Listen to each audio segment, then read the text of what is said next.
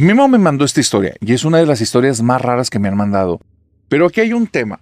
Necesitamos, antes de iniciar esta historia, tener un contexto todos en común para entender, porque si no, no se va a entender nada de lo que vivió este pobre hombre. Lo primero es que cuando nosotros somos pequeños, cuando nosotros hemos vivido nuestra infancia, especialmente en nuestros primeros años, no distinguimos de lo que debe de ser a lo que no debe de ser, de lo que debe de estar a lo que no debe de ocurrir, de lo correcto y lo incorrecto.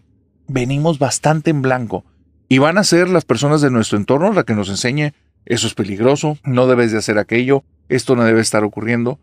Pero también, en el momento en el que nosotros expresamos alguna experiencia, nuestros papás van a tender a corregirnos o a hacernos más preguntas porque a veces no las van a entender. En la infancia de Memo no había buena comunicación. Papá y mamá eran dos personas que no se sabían comunicar, no permitían que se comunicaran y eran más bien del tipo de personas que solo daban órdenes, instrucciones y regaños. ¿Qué es lo que provocó? Que Memo, aun cuando en ese tiempo tenía alrededor de unos 5 o 7 años, no era nada expresivo, todo se lo guardaba. A su vez, esta situación provocó algo muy extraño, y es que Memo se habituó a cosas que no deberían de estar ocurriendo. Y hasta ahora, 20 años después, ya cuando ve este programa, es cuando le ha caído el 20, cuando ha tomado conciencia, cuando se ha dado cuenta que eso que vivió cuando era pequeño, de normal no tenía nada, y de aterrador lo tenía todo. Memo vive en la casa con sus papás. Es el único niño en ese tiempo en esa casa. Es una casa muy grande, muy antigua, muy vieja, muy destartalada, muy fea. Esa descripción nos las da Memo ahora que recuerda, pero en ese tiempo su casa era su casa y ya. La casa tenía un pasillo muy grande en la planta alta, había una zona de un patio central y que después había 2 pasillos pequeños y otro pasillo con el que conectaban, otro pasillo grande.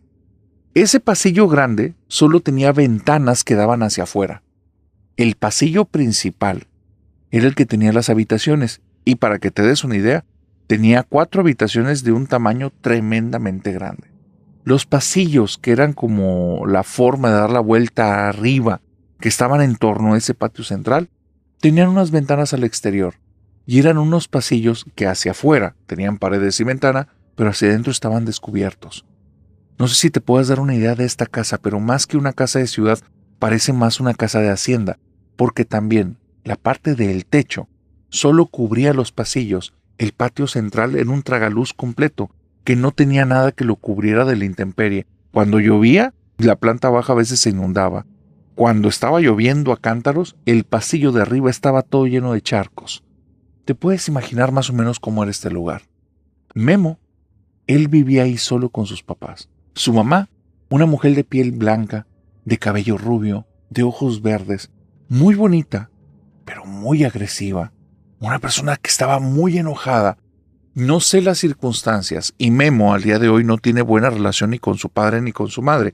Entonces no tienen la cercanía de preguntarse cosas. Al día de hoy ellos tienen una personalidad muy parecida a la que tuvieron cuando él era niño, y eso hace que él no se siente en la confianza de preguntar, pero él la recuerda exactamente al día de hoy como era antes. Una persona de muy pocas palabras. Si tú hubieras estado ahí y lo hubieras visto caminar por los pasillos, hubieras escuchado que murmuraba siempre por lo bajo, pero con un tono que parecía más bien el de alguien que estaba como refunfuñando. Y entonces, si se te ocurría la mala idea de preguntarle qué estaba diciendo porque no lo escuchaste, solo ibas a escuchar un gruñido. Y solo ibas a ver que iba a acelerar el paso y alejarse lo más rápido que podía de ti. Si le insistías, que ese fue el peor error de Memo que tuvo algunas ocasiones en su infancia, volteaba y comenzaba a gritarle cuánta cosa se le ocurría y se le venía a la cabeza. No era una persona que conectara tanto lo que estaba ocurriendo en ese momento, sino que más bien traía cargando muchas cosas. Pobre Memo aprendió después de 3 ocasiones que lo mejor estar ahí era estar callado, que con ella no había conversación, había órdenes y había cosas que se tenían que acatar. El papá no era mucho mejor en ese aspecto. Él se iba a trabajar todo el día y cuando llegaba, si el muchacho, en este caso Memo, no había hecho las cosas que le tocaban, porque su esposa iba y le reportaba algo, o porque él veía algo que estaba fuera de lugar, solo iba detrás de Memo, lo levantaba y de 3 fuertes nalgadas era toda la conversación. Lo ponía en el piso y aunque Memo estuviera chillando, pataleando, lo que fuese, él se iba y se tomaba su cena y después iba a dormir. Qué pobrecito que a la hora que el papá se fuera a acostar en la casa, Memo siguiera llorando, porque ahora sí le iban a dar razones. Era una casa, aun cuando, digamos, no se manejaba un tipo de violencia tan explícita, tan destructiva, porque no pasaba nada más de ciertas palabras y un par de nalgadas. Era algo traumático. Memo se volvió prácticamente una persona muda. No tenía por qué hablar. Hablar era lo peor, era veneno en esa casa. Decir las cosas que sentía, que pensaba, que experimentaba, eso hacía que todo lo que vivieran ahí se volviera aún mucho peor. Estas circunstancias, este entorno, fue el que provocó que Memo, aún siendo tan pequeño, no compartiera cosas tan raras.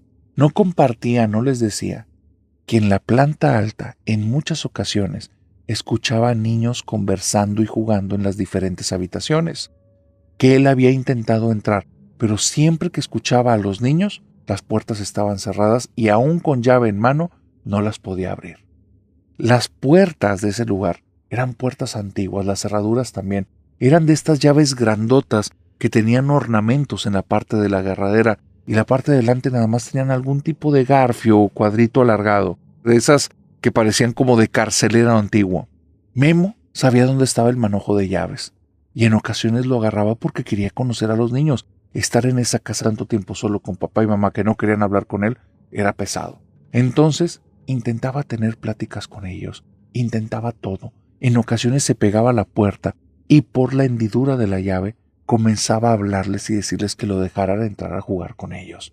Pero ellos a veces se acercaban a la puerta y como si pudieran tapar con algo, se escuchaba donde las voces se alejaban y por el hueco ya no se lograba ver nada dentro de la habitación. Alguien tapó. Y lamentablemente, junto con todas estas malas costumbres, Memo se fue acostumbrando a que no debía de hablar y a que los niños se alejaban de él. Por eso en la escuela él también era una persona que no tenía relaciones con casi nadie. Era ese chico que se sentaba aparte de todos, que cuando le hablaban, inclusive la forma en la que él intentaba interactuar a veces era agresiva, a veces era de una forma como explosiva, porque sus únicas referencias eran mamá y papá y así actuaban. Era lo único que él sabía hacer. Entonces eso lo único que provocaba, te lo puedes imaginar, era que no quisieran estar cerca del pobre Memo. Memo recuerda con mucho dolor ese tiempo. Por eso no le da tanta importancia a que en ocasiones estar en esa casa era algo horrible. Y ya no eran por mamá y por papá. Ver las sombras que se reunían en el jardín o en el patio interior de la casa y que estaban jugando ahí y que cuando él bajaba corriendo y quería jugar con ellas ya no estaban, él lo sentía como un golpecito al corazón. No lo querían los niños de la casa. Niños que se divertían y la pasaban bien, y Memo estaba solo. Había ocasiones que su única diversión era irse a sentar en la pared de otro cuarto, pegarse a la pared y escuchar cómo los niños se reían y él se imaginaba que estaba jugando con ellos. Y era lo único que podía hacer. Pero en ocasiones, Memo también se daba cuenta que él no tenía tan mala suerte. ¿Y sabes por qué? Porque ciertos días no recuerda bien si eran los de luna llena, no recuerdan bien si fueron algún día que hubo algún eclipse. Los niños lloraban, pero lloraban de una forma horrible. Era como si estuvieran huyendo de alguien, como si estuvieran pidiendo auxilio. Y parecía que mamá y papá no los escuchaban, pero él los escuchaba perfectamente. Lo peor no era eso. Lo peor era escuchar como un barrote de hierro que se iba arrastrando por el piso golpeteando por trozos que había ahí de pedazos de piso levantados y que se escuchaba donde azotaba a algo que sonaba como a carne. Y entonces escuchaba el grito de alguno de estos niños y el llanto del resto. Pedían auxilio. Alguien les estaba haciendo daño. Y Memo en ese tiempo solo se acostumbraba a escucharlos sufrir. Por lo bajo pedía que ya no les pase nada, que se escapen, porque Memo era buena persona, Memo era lindo, Memo era buena gente a pesar de todo, pero no podía hacer nada. La puerta donde se escuchaba eso, aunque él tuviera la llave en mano, no se podía abrir cuando había estos niños dentro. Pasaron años donde ese suceso se repetía una y otra vez, No sabes si papá y mamá lo vivían y simplemente no querían hablar de eso. Al día de hoy no lo puede platicar. Pero lo que sí tiene claro es que hoy, siendo un adulto y teniendo más de 20 años, él se acostumbró a estar dentro de la boca del mismo infierno. Simplemente no se daba cuenta que no tenía por qué ser así.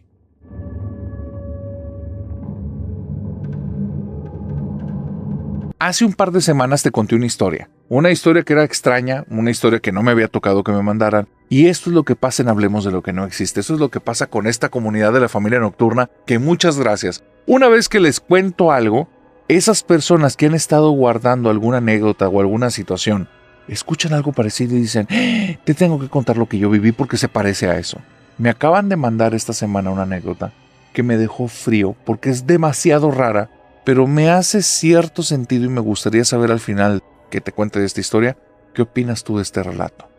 Te conté hace unas semanas de una casa en la que se acostumbraron a ver a una mujer que de repente, frente a estos espejos que le llaman de vanidad, espejos grandes que tienen como un tipo de escritorio, después un banquito, veían que se cepillaba los cabellos, pero que no era ningún miembro de la familia y simplemente desaparecía. ¿Te acuerdas de esa historia? Una miembro de la familia nocturna me dice, narrador, en mi casa vivimos algo parecido, pero a la vez no exactamente igual, y era horrible, y no sabíamos qué hacer porque nosotros vivíamos en las afueras de la ciudad y nunca logramos que nadie nos orientara ni nada, solo tuvimos que tomar como precauciones. Ahí te va. Nosotros vivíamos en una casa que estaba como hecha de madera, pero desvencijada. La casa la había construido mi abuelo, y mi abuelo ni era carpintero ni era arquitecto. Era un luchador, y él lo que nos pudo construir lo hizo y ya. Mi mamá se había embarazado y no tenía pareja. Entonces mi abuelo se hacía cargo de nosotros y pues nosotros vivíamos ahí. Poco a poquito, mi abuelo iba consiguiendo materiales y fue expandiendo un poquito la casa. Solo era al inicio una habitación, después le pudo construir un baño con una puertecita, después conectó otra puerta a un par de habitaciones y al final teníamos, no te imagines cuartos grandes porque no eran cuartos grandes, apenas si cabía una cama en algunos, en otros no cabía una cama completa, pero era una casa que estaba como un poquito desvencijada, un poquito maltrecha, pero era nuestra casita. Y ahí, con mamá vivíamos bien, excepto cuando ella nos iba a visitar. No sabemos quién era, no tenemos idea y mi abuelo nunca nos pudo responder si conocía a esa persona o no. Pero había una habitación en la que mamá consiguió un espejo muy bonito y ella era una persona vanidosa, ella se conoce así, y mi mamá le gustaba probarse vestidos ahí y se ponía ella a peinarse, a probarse el vestido de un lado para otro, y para que no te hagas una idea falsa, los vestidos eran de segunda, tercera y cuarta mano, cosas que estaban remendadas, cosas que se habían heredado por ahí y por allá, cosas que le regalaban a mamá cuando iba a pedir dinero. O sea, no era una situación en la que se fuera a probar cosas nuevas, pero ella era feliz, ella le gustaba eso, era como su momentito. Nosotros aprendimos a dejarla siempre ahí cuando estuviera haciendo eso, y lo más que interveníamos era asomarnos y decirle, ay mamá, qué bonita te ves. A veces ni le poníamos atención, narrador, pero si le viera su carita cuando le decíamos eso, sonreía como si fuera una niña, como si fuera una más de nosotros y nos encantaba. Pero bueno, de repente mamá se dejó de probar vestidos, se dejó de ir a cepillar el cabello. Nosotros éramos muy chiquitos, no nos dábamos cuenta que eso estaba pasando. Lo que nos dábamos cuenta es que ciertos días, mamá muy apresurada, comenzaba a ir con nosotros y nos sacaba de la casa y decía, ahora van a estar jugando conmigo aquí afuera. Y no se le ocurría ni siquiera un juego, no teníamos juguetes, narrador. Entonces nos ponía a correr y que persíganse el uno al otro, y ahora que tú la traes y vamos a juntar piedritas y puras cosas que se le ocurrían a mamá, y la verdad era muy divertido. Jugar con ella estaba muy padre, nos gustaba. Bueno, pasaron muchos años que pasaba esto.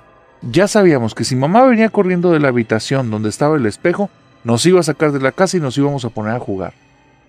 Cuando cumplí 18 años, es cuando se me prendió el foco. ¿Por qué hacía mamá eso con nosotros cuando éramos niños? ¿Por qué nos sacaba corriendo de la casa? Y le pregunté. Y narrador, me dejó fría. Al principio no le creí nada, pero una y otra vez nos repitió la misma historia. Después mi abuelo nos la repitió, y ahora sí creo que sea verdad después de escuchar tu programa. Mi mamá cuenta, te vuelvo a decir, esto se lo pregunté yo cuando yo era mayor de edad. Yo ya ni siquiera vivía con ella, ya me había ido a vivir en 2 ocasiones con diferentes novios. Entiéndeme también que no está hablando con una niña, porque lo que me dijo fue algo fuerte. Me dice que en algunas ocasiones, cuando ella iba a probarse un vestido, o a peinarse, o a pasar un ratito como que viéndose, porque era vanidosa y le gustaba, que llegaba y el cuarto ya estaba ocupado. Así me lo quiso poner. Entonces yo le dije, mamá, ¿cómo que el cuarto estaba ocupado? Si nada más estábamos ahí yo y mi hermano, y si siempre que llegabas ahí nos íbamos, no era como que te molestáramos. Y me dice, no, es que estaba la otra, y a la otra no le gustaba que yo estuviera ahí. Mamá, ¿me puedes dar más datos? ¿Quién es la otra? ¿De qué estás hablando?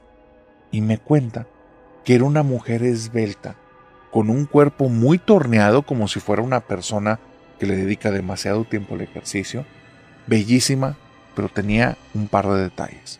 El primero es que su cabello era totalmente blanco y sus ojos también, y era algo espeluznante, porque no era que los tuviera borrados por alguna enfermedad.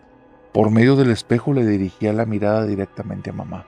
Y te lo digo por medio del espejo, porque la mujer no estaba en la habitación, estaba en el espejo.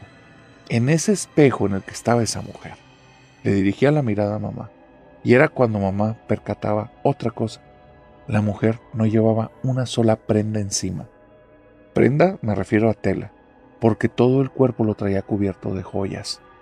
Colgantes largos, brazaletes, pulseras, anillos, cosas que iban a la cintura, faldas que parecían como pequeñas tiras de oro y de plata, cosas que al final hacían que no estuviera por completo desprotegida ante la naturaleza o ante la vista de mi madre, pero no llevaba una sola tela encima, solo joyas.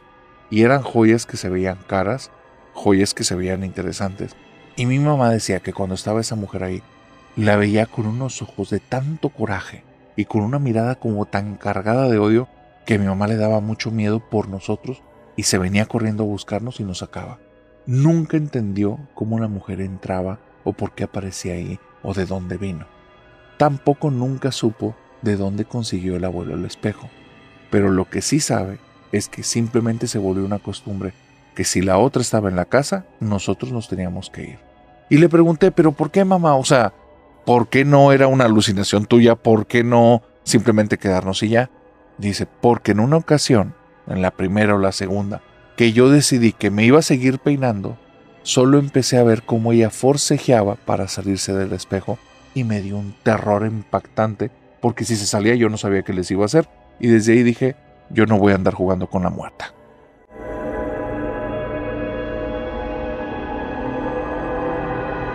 Para que entiendas la siguiente historia, necesitas conocer y entender a Ignacio.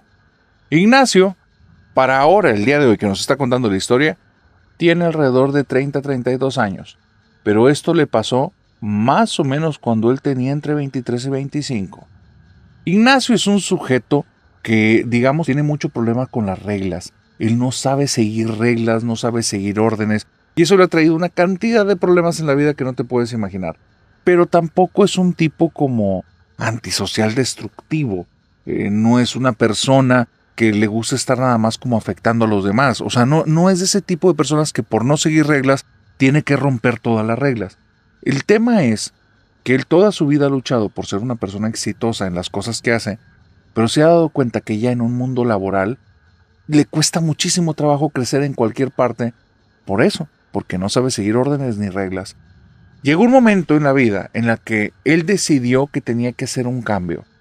Y ese cambio era o cambiar su forma de ser o cambiar su profesión. Y decidió que el cambio iba a ser de profesión. Prácticamente tomó el riesgo como aventarse de un avión sin saber si lo que traía en la espalda era una mochila de escuela o un paracaídas, porque dice, no sé a dónde iba a ir a parar, pero me tenía que aventar. Así es que cuando me aviento a estas situaciones, empiezo a darme cuenta que soy muy bueno construyendo cositas desde cero. Soy bueno teniendo ideas y empiezo a hacer como pequeños negocios. Por ahí conocí un par de amigos que tenían un puestito de elotes, me echaron la mano compartiéndome un par de recetas. Oye, en unas semanas después, 3-4 semanas, yo tenía un carrito de elotes y andaba vendiendo por otras colonias donde ellos no se movían para no afectarlos, y también bajo la bendición de mis amigos que sabían que me estaba arriesgando con todo. Y me empezó a ir bien. De repente ya traía 3 carritos de elotes. Y una cosa fue llevando a la otra hasta que llegó el momento en el que el negocio tronó, me dejó de funcionar. Pero yo había ahorrado una buena cantidad de dinero y me di cuenta que lo mío iba a ser comercio.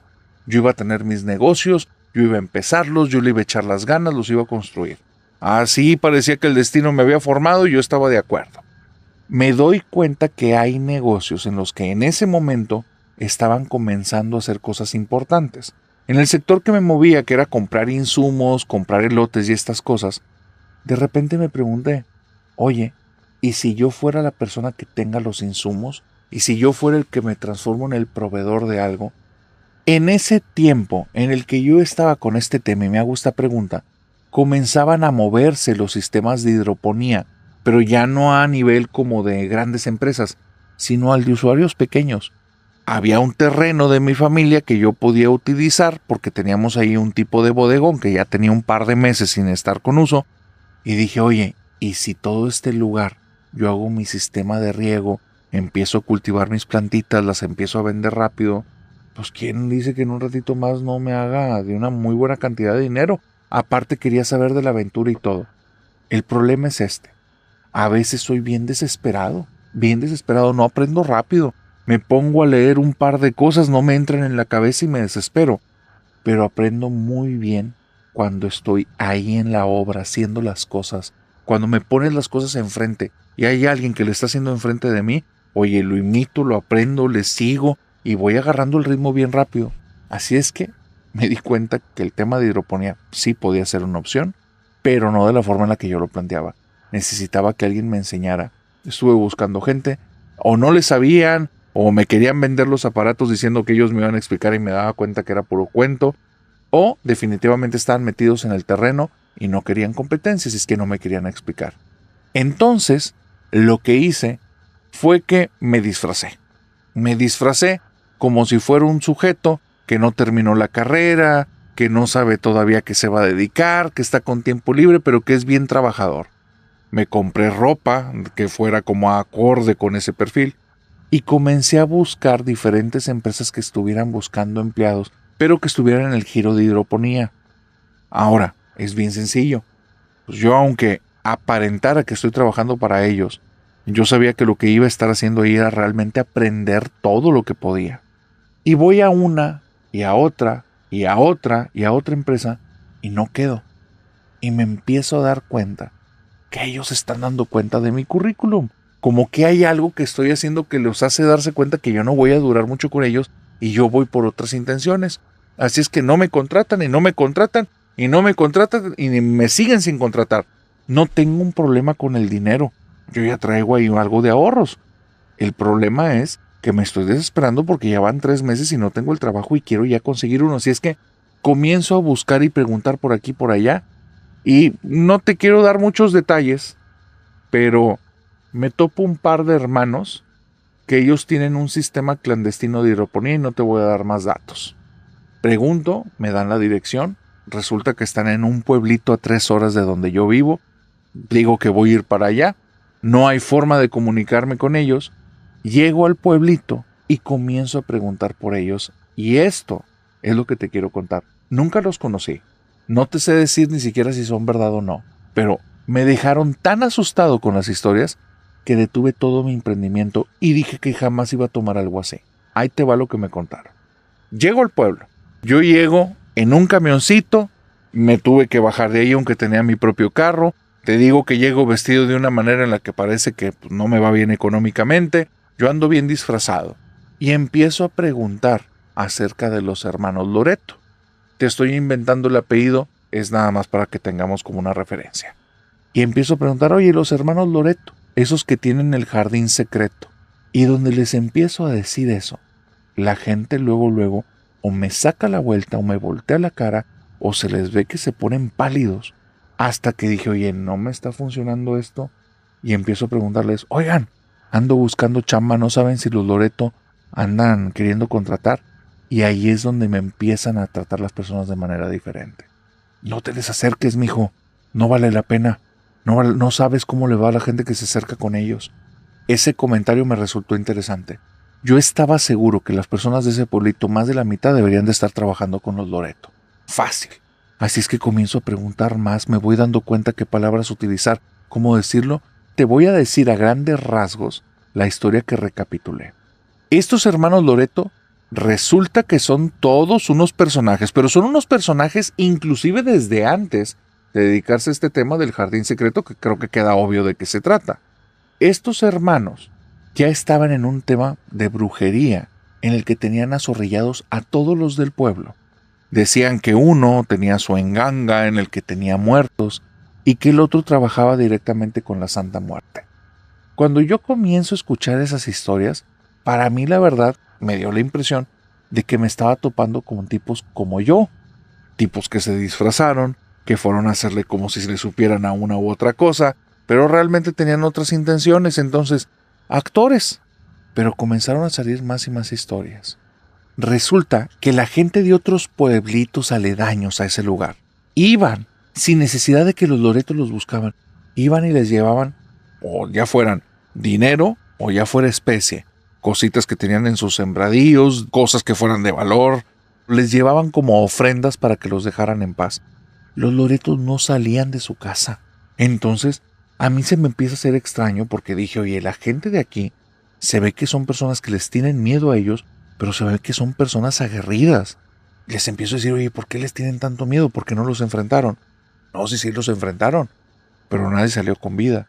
Entonces yo les pregunto, bueno, es que ya estaban como con armamentos. Y dice, no, son brujos.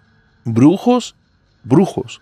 Brujos que trabajan con lo más oscuro, brujos que trabajan con el diablo, brujos que probablemente están asociados o ya vendieron su alma, pero con cosas muy oscuras, muy oscuras. Son gente poderosa. Y yo empiezo a decir, bueno, pero ¿de dónde sacaron esa información? Porque hasta ahorita todo lo que he escuchado son dimes y diretes. Y entonces yo estoy haciendo todas esas preguntas cuando de repente un sujeto entra en una de estas tiendas donde yo estoy hablando y preguntando y me van dando la información. Entra, se pone al lado mío y me ve muy interesado y me dice, tú eres el que quería jalar allá con los hermanos. Y yo le digo, sí, pero pues ya me está diciendo la gente que no. ¿Por qué te están diciendo que no jales? ¿Por qué te están diciendo que no te vayas con ellos a trabajar? Si pagan bien. Dice, sí, pero pues me dicen que son brujos, que no me conviene, que no vale la pena la paga. Y me dice así viéndome a los ojos, la gente de aquí ya le aprendió, pero la aprendieron a la mala, porque son puros desleales. Les daban la mano a los hermanos y los terminaban agarrando del codo y les terminaban queriendo jalar todo el brazo. Y pues los hermanos tuvieron que enseñarles. Y entonces, yo en ese momento me doy cuenta que estoy hablando con alguien que trabaja con los hermanos, porque la forma en la que se refiere a ellos difiere de todos los demás, los está defendiendo. Así es que volteo para la tienda para ver a la persona con la que estaba hablando y ahí ya no hay nadie. Me dejaron solito con este tipo. Me empieza a dar miedo. El sujeto no se ve imponente, se ve amigable, pero se ve falso. Está actuando. Quiere hacerse pasar por mi amigo. Así es que le pongo un poquito de atención en su mirada y esa mirada es una mirada que no tiene nada de cariño, nada de empatía. Es una mirada gélida. Es una mirada de una persona que te está revisando, que está calculando. Me pongo nervioso, él se da cuenta y me sonríe. Dice, tranquilo, no te voy a hacer nada. ¿Qué quieres saber? ¿Para qué viniste? Y ya yo le cuento, mira, te voy a decir la neta. Quiero poner un sistema de hidroponía. Me enteré que ellos estaban buscando gente. Dije, pues vengo aquí, les aprendo un rato. Nada más porque me estás diciendo la verdad, yo te voy a decir la verdad a ti. Tienes de aquí hasta que anochezca que te vayas, porque si no ya no te vas a ir. Dice, con los hermanos, gente como tú, son las que utilizaban para que los plantíos pues, nos dieran mejor fruto y nos funcionaran. Me quedo helado y les digo, o sea, los convertían en abono. No, eso no se ocupa. Cuando eres brujo se hace diferente. Pero digamos que entre más verde era el árbol, la persona se veía más marchita que afuera. Y tú tienes hasta que anochezca, porque si no ya no te voy a dejar que te vayas. Se dio media vuelta y se fue. Dice, narrador, me esperé 5 minutos. En 5 minutos, nadie entró en esa tienda. Ninguna persona salió a preguntarme cómo estaba, ni nada. Salgo corriendo como loco a la estación de autobuses. Me dicen que el siguiente camión sale a la mañana siguiente y me agarro por la carretera corriendo. Me valió queso, no me importó que si iban a pasar por mí o no iban a pasar por mí, si me topaban o no. Este tipo me estaba diciendo la verdad. Yo regreso a la ciudad, comienzo a preguntar por los hermanos Loreto y una persona a las 2 semanas se me acerca y dice: te dieron chance, no andes jugando con tu suerte. Y no ocupé ni una cosita más.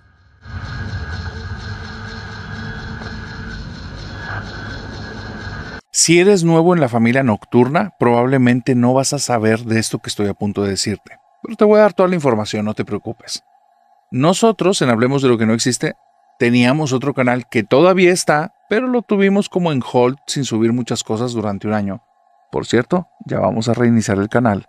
Pero ese canal se llama Crónicas del Narrador.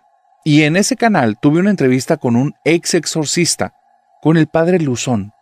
Tuvimos una muy buena plática, fue una buena entrevista, nos contó un par de casos, pero me acabo de topar, ya ves, esa escena que te dije de yo en un sofá, escuchando entrevistas de exorcistas. Bueno, me topé con 2 casos que él atendió, que me dejaron mal, porque están extraños, desagradables, y no había escuchado posesiones que tuvieran como este tipo de datos. Ahí te va. El primero es el de un chico. El padre Luzón cuenta que él, cuando estaba trabajando con jóvenes, había una situación que se repitió en un par de ocasiones que fue muy extraña. Había un muchacho que cada vez que se aparecía en esa parroquia, a las chicas de los diferentes grupos de jóvenes, las alteraba, en un sentido poco usual. Digamos que de cierta manera las seducía. No era que él hiciera algo específico, es que físicamente era muy atractivo y hacía que muy rápido se corrieron los rumores a ver si acerca todos ya habían visto ese muchacho, todos lo identificaban, pero especialmente el padre Luzón se dio cuenta que con las mujeres cerca de su edad, tenía un pegue y un atractivo tremendo, y él también empezó a notar su forma de interactuar y vio algo extraño ahí, como que mucha seducción de por medio. Fue algo extraño. El muchacho tiene una plática cercana con el padre Luzón, y en esta plática el muchacho le revela que él está yendo a esa parroquia porque sabe que está poseído y necesita que lo exorcicen. El padre le pide más datos y le cuenta que en el grupo de jóvenes en otra parroquia, ellos decidieron hacer un viaje a la India. Los acompañaba un sacerdote, estaban yendo los muchachos para allá, y decidieron en algún momento que iban a pasar por el templo de Kali. Kali, esta diosa que tiene varias manos y que es una diosa relacionada con el desvivimiento. De hecho, hay un par de sectas que están muy relacionadas con personas que, adorando esta deidad, llevan, digamos, hasta las últimas consecuencias su culto, y ese siempre termina en una situación bastante atroz para alguien fuera del culto. El punto es que al pasar por el templo de la diosa Kali, este muchacho le pasó algo raro. Entró como en algún tipo de trance, él pierde por completo la conciencia, y el sacerdote que los acompaña, después de que cruzan por el templo, le dice: muchacho, tienes que ir con un exorcista. Cuando cruzaron por el templo y él pierde la conciencia, lo que vio el sacerdote fue algo que instantáneamente le supo, le olió, percibió ahí posesión. Y es que el chico, estando en trance, comenzó a gruñirle al templo, y empezó a gruñir mucho. Y es que aquí hay un tema. Pareciera que entre estas entidades oscuras no hay una buena relación. Hay mucho odio de por medio.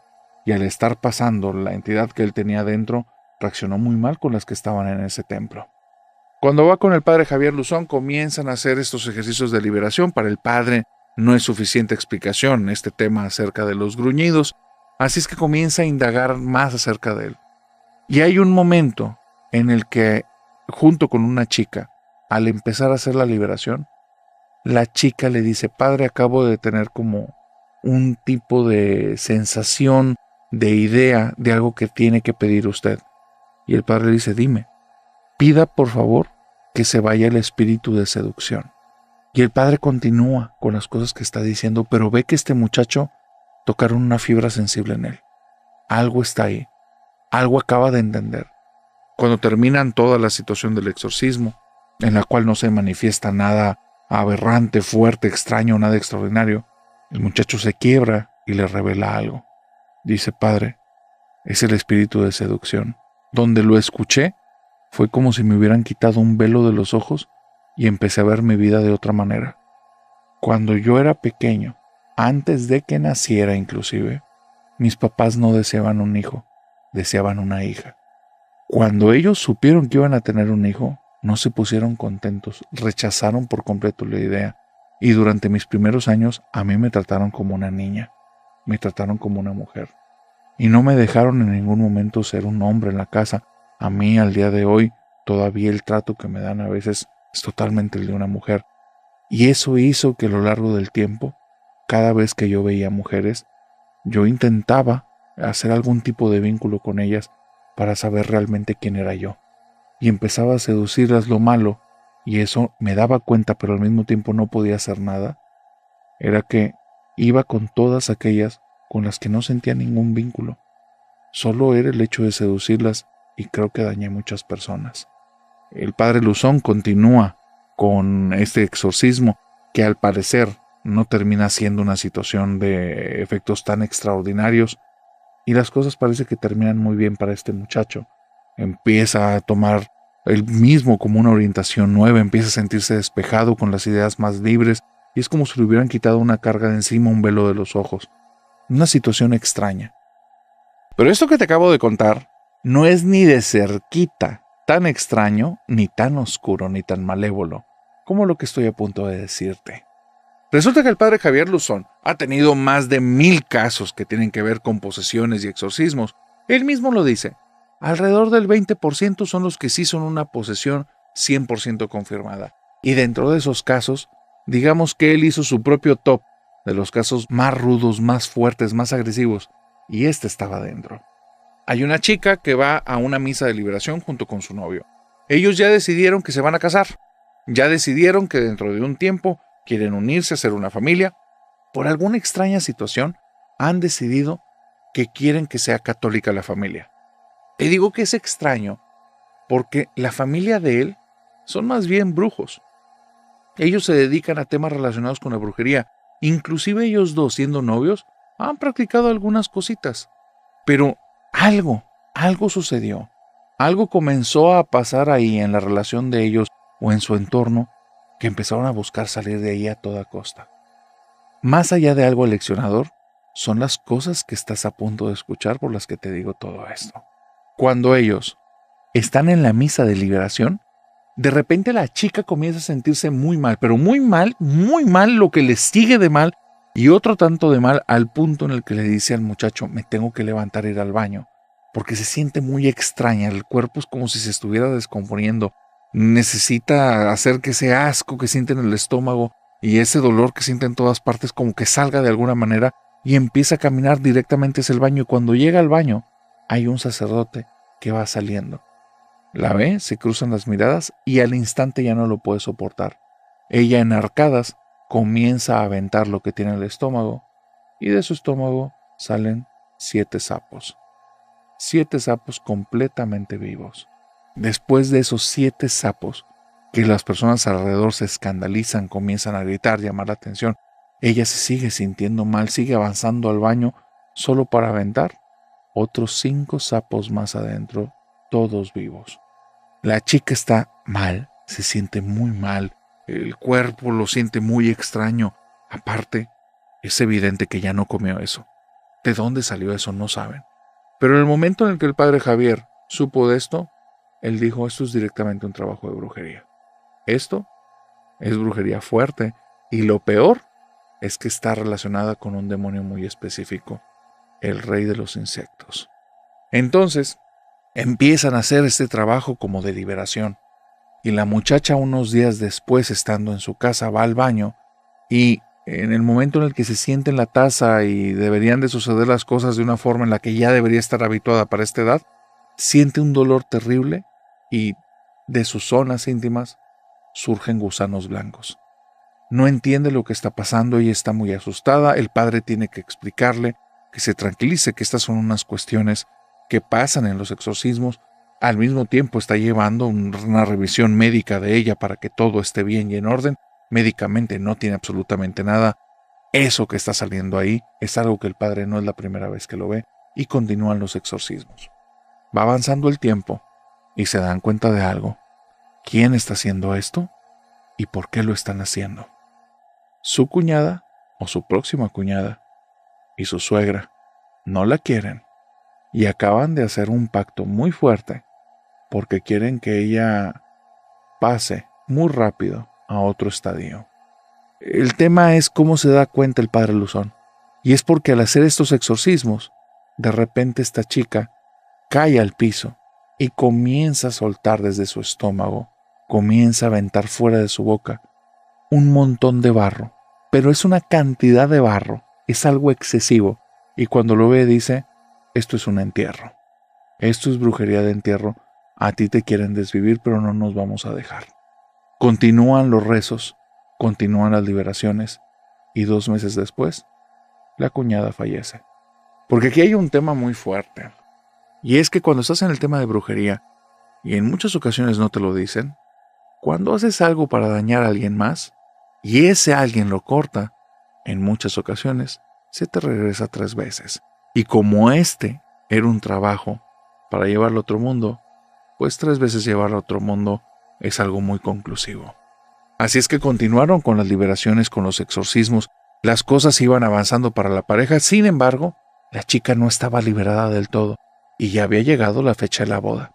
Decidieron que se iban a casar, que nada los iba a detener, y por la misma situación que ellos habían vivido antes, decidieron hacer como un gesto. A pesar que el día era tremendamente frío, y el lugar en el que estaban no tenía ningún tipo de alfombra, al contrario, era piedra directa, fría, helada, iban a hacer toda su celebración de boda descalzos. Iban a ofrecer ese sacrificio porque ellos sentían que era la forma como de liberarse, de pedir perdón. Una cuestión personal o una cuestión que ellos hayan decidido junto con el padre, no sé, pero el punto es que sí lo hicieron. El padre estaba muy preocupado porque decía, es el día de su boda y van a terminar agarrando una pulmonía, eso no está bien. Y empezó la boda y comenzaron los votos, y en el momento de los votos, la chica nada más voltea con el padre y dice, estoy ciega, no puedo ver nada. El padre le dice, no puedes ver, pero ¿puedes hablar? Sí. ¿Puedes escuchar bien? Sí. Entonces que nada te detenga. Y le acerca el micrófono a la boca y comienza a decirle los votos. La chica comienza a repetirlos. Finalmente se casan y en el momento en el que se casan, recupera la vista. Siguen avanzando los exorcismos. Y un día, una voz sale de esta chica. Y esa voz ya deja de ser de un demonio. Deja de ser de uno de estos entes extraños. La voz que sale de esta chica es una voz que dice, ella acaba de ser liberada. Díganme qué hora es. Y entonces buscan la hora y le dicen las 9. Muy bien. La voz desaparece al instante. La chica ya está bien, ya está tranquila. Y una vez que le dicen, parece que ya estás liberada por estas cosas que sucedieron en esta última oración, ella lo primero que pregunta es, ¿y qué hora es? Y le dicen, ocurrió a las 9. Y ella dice, era la hora que yo estaba pidiendo porque es la hora de la misericordia, que es en lo que yo creo. Quedaron todos muy impactados y parece que después de eso todo regresó a la normalidad, excepto por la familia del novio, que se le siguieron regresando las cosas.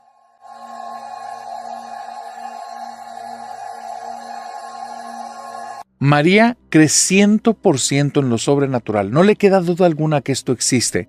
Y eso es por una situación que vivió hace alrededor de 10 años, pero que le cambió para siempre la vida. María es una persona muy particular. Le gusta mucho cantar y bailar. Y bailando es buena. Ella le gustan mucho los bailes folclóricos, los bailes regionales. Y ha estado aprendiendo como de diferentes zonas. Los bailes de su región y diferentes partes del país. Y fíjate que sale buena la muchacha, pero a ella no le gusta nada más bailar por bailar. Ella está dentro de un grupo de baile folclórico, y María se destaca porque es la que siempre lleva los mejores vestidos, los mejor confeccionados, están hechos con tan bonito detalle, y eso es porque su mamá es costurera, y su mamá la ve tan aficionada, pero tan llena de cariño, desde el primer día que empezó a bailar y se tomó esto en serio, que siempre la apoyó. Y se buscaba y sus tiempos y sus espacios, y cuando María le traía el traje que se iba a utilizar en tal o cual presentación, la mamá le hacía ciertos cambios para que quedara todavía mejor. Que esos hilitos que quedaban colgando que no se ven bien, que esto se ve como que no es tan finito o este detalle no está tan bien hecho, y la mamá terminaba dándole unos retoques pero impresionantes. Todo este gusto de María por el baile folclórico y por el canto ocurrió desde que ella tenía 7 años. Al día de hoy, María tiene más de 40. Más o menos hace 10 años ocurrieron 2 situaciones muy duras. La primera iba a ser la mejor presentación, el mejor tour que iban a dar a nivel nacional. Y la segunda, su mamá le detectaron una enfermedad y ella cae en cama, sí se mueve un poco, sí digamos que tiene cierto nivel de vida, pero se cansa muy rápido y necesita reposar mucho. Y está mucho tiempo en casa. Lamentablemente los doctores fueron muy claros, no hay nada que hacer por la edad, por las circunstancias, por el momento en el que están llegando no es el óptimo, entonces es nada más tener control lo más que se puede, dar la mejor calidad de vida de aquí hasta el final. Y eso es muy duro para María. Nunca hubiera esperado que le dieran una noticia tan fuerte con su mamá. Tiene una relación muy directa con ella, son 2 grandes amigas. Aparte, todo lo que había hecho del baile, ella estaba pensando en el último baile que iban a hacer. Ella había pedido y solicitado que fuera ahí en su ciudad, que ahí cerraran el tour, porque soñaba, anhelaba que su mamá pudiera ver los trajes que ella misma confeccionó. Pero bueno, pues la vida es la vida y las cosas hay que darle para adelante. Así es que tuvo que tomar la decisión si ir al tour o no ir al tour. Y su mamá fue tajante con ella. Si no vas, te dejo de hablar. Punto. Y pues María se queda con ella y que no, mamá, pero tú lo que ocupas, déjame en paz que tengo hermanas, déjame en paz que tampoco estoy lisiada. Aquí me voy a quedar, me puedo manejar por mí misma. Tú vete a lo que le estuvimos echando ganas las 2. Y comenzó el tour. Cerca de 2 meses, estaban presentándose fines de semana y entre semana en ciertas ciudades, 2 mesecitos, a puras llamadas con su mamá porque no había regreso al punto de partida. Su mamá tenía días buenos, malos y algunos pésimos, pero le echaba todas las ganas del mundo y cada llamada siempre la mamá estaba ahí con una sonrisa, aun cuando María detectaba al instante algo le está doliendo, algo está mal ahí, suena muy cansada. Y empezaba a hablar con las tías, y empezaba a hablar con familiares, y empezaba a hablar con vecinos, pidiéndoles ayuda, que estuvieran al pendiente. Así como era buena con su hija, era buena con todos. Todos la querían, estaban al pendiente. María, su problema era que no podía hacer nada por mamá. O sea, ella está metida en lo suyo y lo tiene que hacer bien. Y se ha esmerado mucho. Se tiene que desconectar antes de cada presentación. Es un suplicio desconectarse porque es toda la angustia de lo que le está pasando a la mamá. Y día a día avanzó el tour. Semana con semana avanzó el tour y están a punto de la última presentación.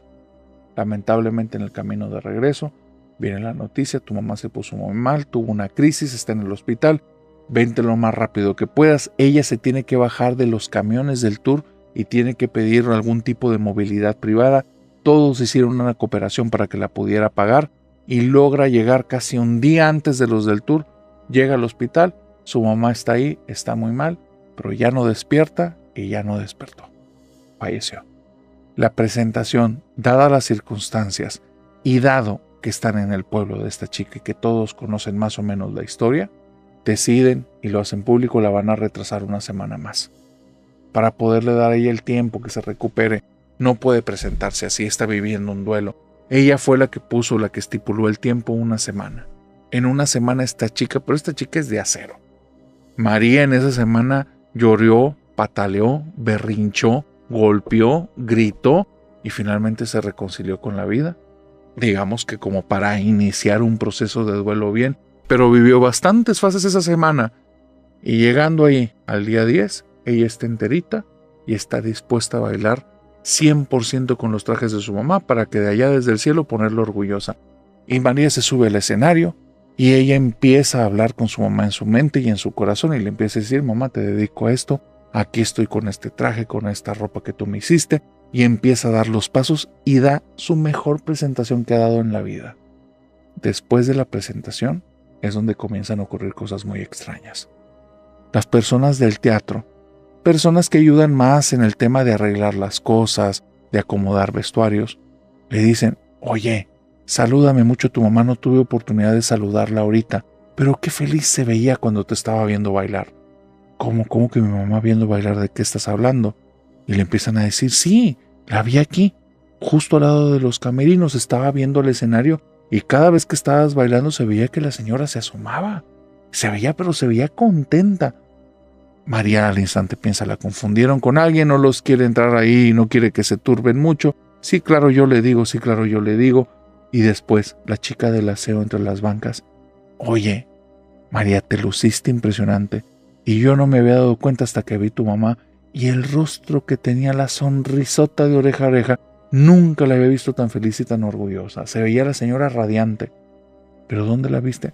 Aquí en el pasillo, estaba en la barda, te estaba viendo. Llegué y me paré al lado de ella, pero estaba tan ensimismada que cuando la saludé, ni me dirigió la palabra ni me dijo nada.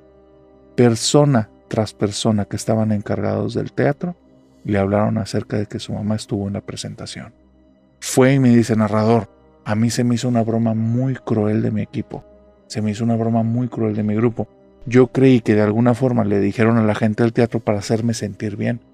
Cuando se me fueron los pantalones para abajo, es cuando los mismos chicos de mi grupo me dijeron, es que no están bromeando, la vimos. Y me empezaron a decir diferentes puntos del teatro donde la vieron diferentes personas. Todos los del grupo la vieron, pero no me querían decir nada porque sabían que me iba a desconcentrar. Pero yo creo que en ese último espectáculo, mi mamá estuvo conmigo.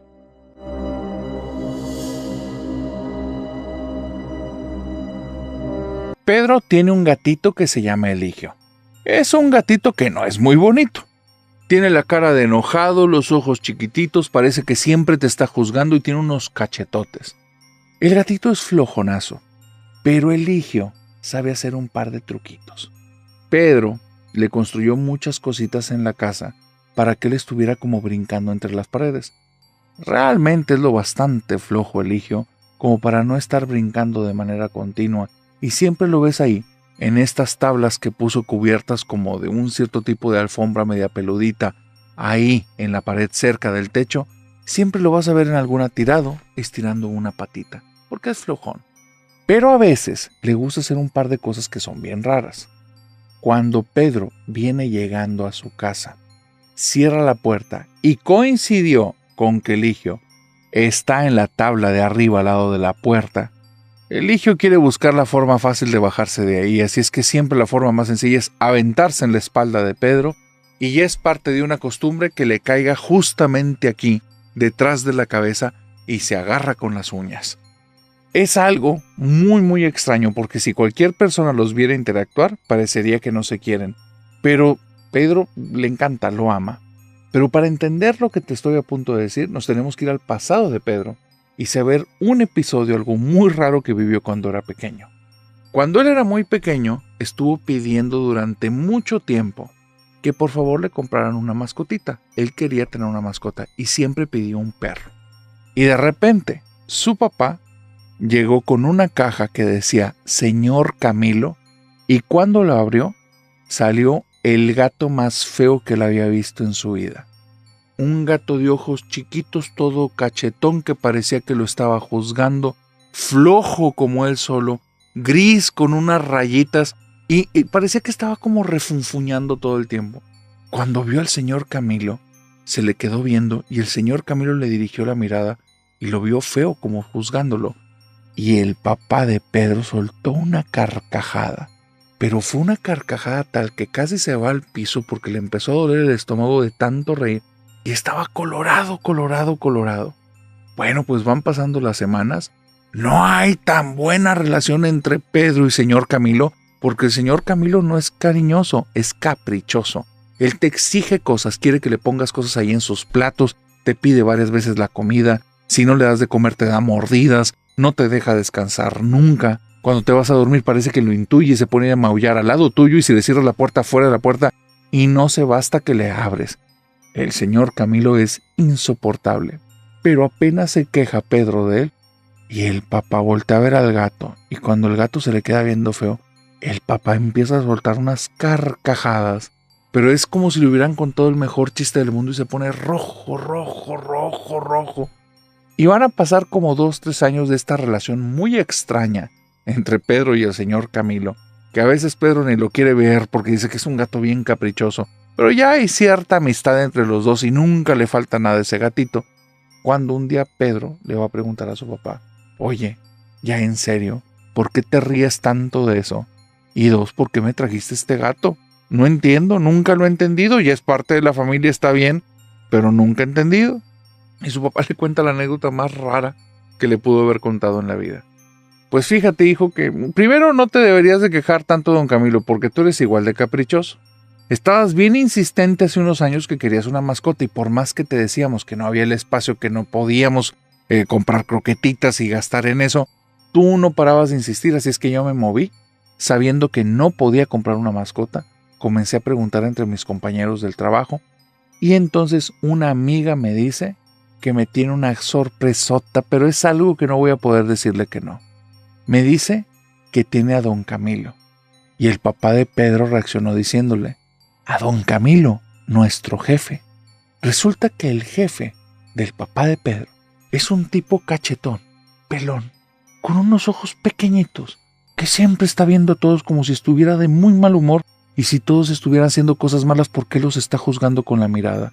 Se mueve muy poco, mira a las personas como que si estuviera haciendo corajes todo el tiempo, y siempre parece como si estuviera gruñendo.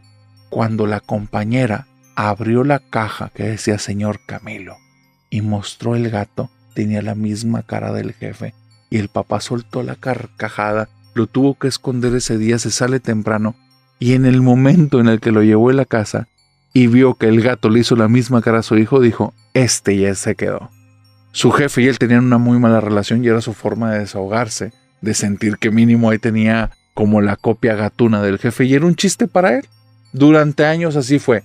Fue muy extraño, porque a veces así pasan las cosas.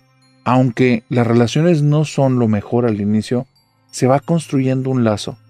Cuando 10 o 11 años después, pues don Camilo llegó al tope de vida y un día ya simplemente no amaneció, Pedro lo extrañaba. Y cuando ya terminó su carrera, se fue a vivir solo, lo primero que dijo es: yo quiero tener a don Camilo de vuelta, y buscó un gato idéntico, igualito. En ese tiempo Pedro tenía una novia, y entonces, cuando fue y compró al gatito, se dio cuenta que no era justo ponerle el nombre del gato anterior, y le puso de nombre el hijo de don Camilo. Cuando llegó a la casa, abrió la caja y le dijo a la novia: te presento al hijo de don Camilo. La novia entendió mal y le dijo: Eligio, Eligio, y jamás le cambió el nombre al gato. Para todos lados, Eligio aquí, Eligio acá, y él le decía: el hijo de don Camilo, y parecía que ella no lo escuchaba porque decía: sí, por eso Eligio. Y su gato ahora por eso se llama Eligio. Todo esto que te estoy contando es para que entiendas lo que le pasó hace 2 semanas y por qué lo tiene tan mal al día de hoy. Pedro no tiene una buena relación con Eligio. Pedro no tenía una buena relación con don Camilo, pero al final los dos tenían sus chistes. El chiste de don Camilo era juzgar, y el chiste de Eligio es brincarte en la espalda. Prácticamente todo es eso. Un día, Pedro está llegando a su casa, y ese día pasó hace apenas 2 semanas. Entra, cierra la puerta, voltea al frente, da un paso, y nada más siente donde le cae esa bola de pelos pesadas en la espalda, le está clavando las garras. Y entonces Pedro, después de sentir esas garras ahí clavadas y que este gato no se soltaba, por inercia mueve la cabeza para atrás, y lo que ve justo en el balcón del segundo piso es a Eligio, que está ahí viéndolo para abajo, y ahora no lo está juzgando, tiene los ojos muy abiertos como de miedo, y está en un arco y empieza a maullar. Entonces, eso que trae atrás se agarra más fuerte y él empieza a tener miedo. Se metió un gato en la casa, es un gato callejero, así es que va buscando agarrar esas garras, no da con nada, está muy extraño, y en algún momento siente donde se suelta y voltea al instante para ver qué clase de gato es, pero nada cayó al piso. No hay nada ahí. Después de eso, de ese suceso extraño, que él no deja de pensar que es algo que tal vez está imaginando, se quita la camisa tiene agujeros, él trae rasguños en la espalda, pero no hubo ningún gato ahí, y empieza a pensar: es que esto no puede ser, o sea, tiene que haber una explicación. Es otro animal. Yo estaba buscando un gato y es otro animal. Voy a pelar toda la casa, o sea, voy a buscar porque se metió algún animal aquí. Comienza a buscar y a buscar, cuarto por cuarto desde la entrada del comedor, y va buscando mover las cosas para que no haya forma en la que algo quede ahí escondido. Empieza a poner un poco de insecticida, cosas para ratas y cosas así, intentando alterar esa cosa que esté por ahí. Y es entonces cuando ve a don Eligio en el segundo piso, justo en un cuarto que tiene llenas de cosas que ha dejado por el tiempo. Ya sabes, el cuarto en el que terminas metiendo todos los cachivaches que no utilizas en el día a día. Bueno, en ese cuarto, don Eligio está afuera, este narco, él empieza a maullar como loco. Entonces cree en algún momento Pedro que Eligio ya descubrió dónde está el otro animal que se había metido en la casa. Sube corriendo al cuarto, llega al cuarto y nada más ve que se asoma un niño, se le queda viendo y vuelve a meter la cabeza. Cuando él ve eso, pega un grito, se va corriendo y por primera vez en la vida ve a Eligio que hace lo mismo, correr, va detrás de él, los dos se paran afuera y me dice, narrador, tengo un miedo horrible. Sellé la puerta de ese cuarto, pero yo no sé ni qué se me aventó en la espalda, ni ahora qué son las cosas que están viviendo en la casa, porque resulta que empecé a hablarle a mi ex para decirle acerca de lo que había pasado, necesitaba desahogarme, y ella me dijo que ella había visto varias sombras en esa casa, pero que no me quería asustar porque estaba muy emocionado porque era mi primer departamento. Pero ahora ya no sé dónde estoy viviendo y si acaso estoy corriendo un peligro que no me había dado cuenta.